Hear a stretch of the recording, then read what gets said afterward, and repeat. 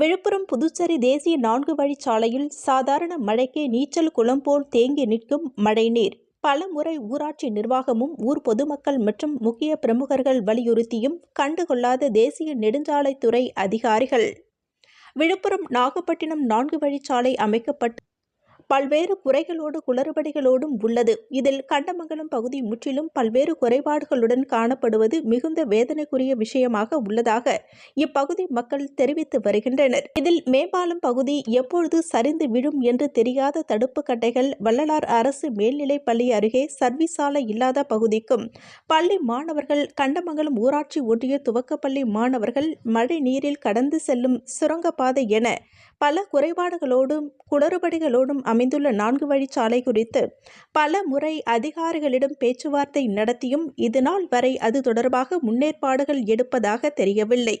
இதனால் கண்டமங்கலம் மக்கள் பெரிதும் பாதிக்கப்பட்டு வருகின்றனர்.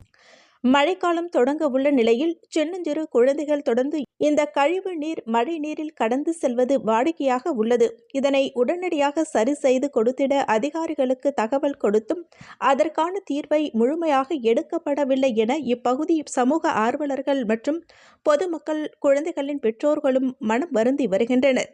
எனவே இப்பிரச்சினைக்கு அரசு உடனடியாக தீர்வு காண நடவடிக்கை எடுக்க வேண்டும் என அப்பகுதி மக்கள் அரசிற்கு வேண்டுகோள் விடுத்துள்ளனர்.